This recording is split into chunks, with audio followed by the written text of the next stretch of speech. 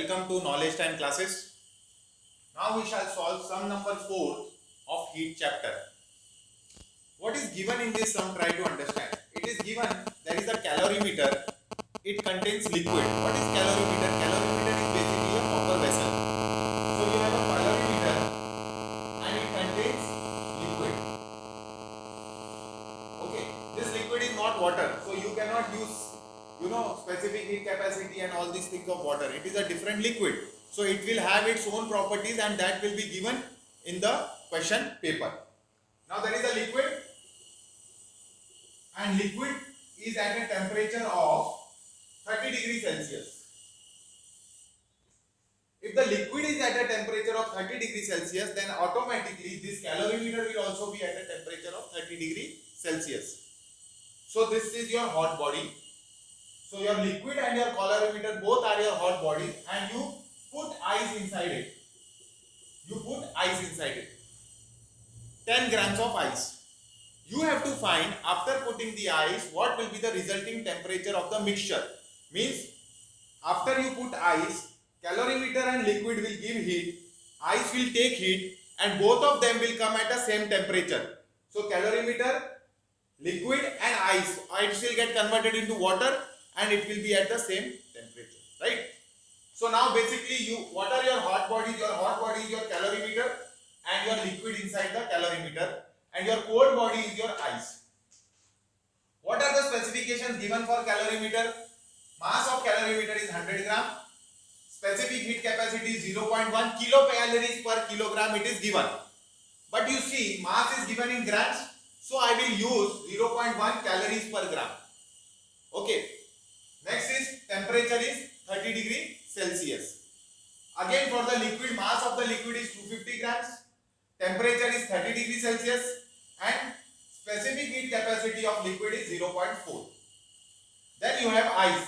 Mass is 10 grams and temperature it is at 0 degrees Celsius ice.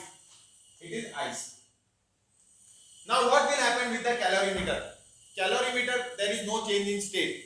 So whatever heat, it will be mc delta T, rise in temperature heat. So it will be mc, mass of the calorimeter, specific heat capacity of the calorimeter and temperature of the calorimeter, plus for the liquid, again liquid it is in liquid state, so there is no change in state.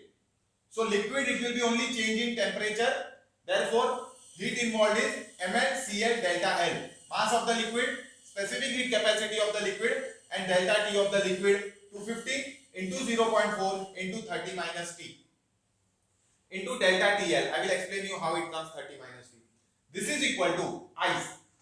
Ice will first get converted into water and then water will have a rise of temperature. So there will be two parameters involved. One will be latent heat and other will be heat involved for rising temperature. So what will be the heat involved to change the state? M into L, 10 into 80. This latent heat of melting is 80. So M into L, 10 into 80 plus what will be the heat involved in rising temperature? It will be mass of the ice, specific heat capacity of the ice multiplied by delta T for ice. Now what is mass of calorimeter? 100. What is specific heat capacity? 0.1. Calorimeter is at 30 degrees Celsius. Calorimeter is at 30 degrees Celsius. Okay, and its temperature comes down to T degrees Celsius. So what is the fall in temperature? 30 minus T.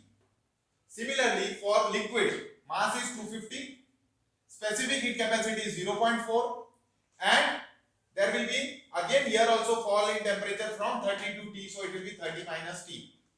This is equal to M into L, 10 into 80. Mass of the ice is 10 grams and L is given as 80 plus 10 into C, 1 into C is 1 for ice, water 1 and delta T. Now ice has got converted into water over here. It comes to 0 degree water and it from 0 degree water it rises to T degree Celsius. So what will be the rising temperature? T minus 0. So 10 into 0.1 is 10, 30 minus T plus 240, 250 into 0.4 is 100, 30 minus T is equal to 800 plus 10T. So 300 minus 10T plus 3000 minus 100T is equal to 800 plus 10t.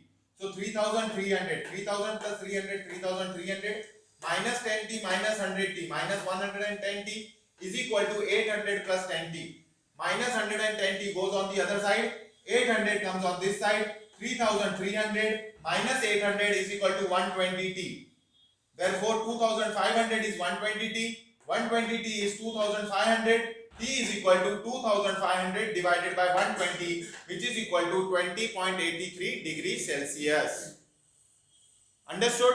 So this is what we have to first understand, which body is going to give heat and which body is going to take heat. So heat given is equal to heat taken. Then you have to ensure that whether body is changing the state. If the body is changing the state, that the heat involved will be ml plus mc delta c. If there is no change in state, then it will be only mc delta c. Use the formulas and you will get the answer. Hope you understood this sum. Please note down this sum. Also, I request you all kindly share this video and ask your friends and yourself, please subscribe to this video so that more and more students will be aware about this. Okay? Thank you so much.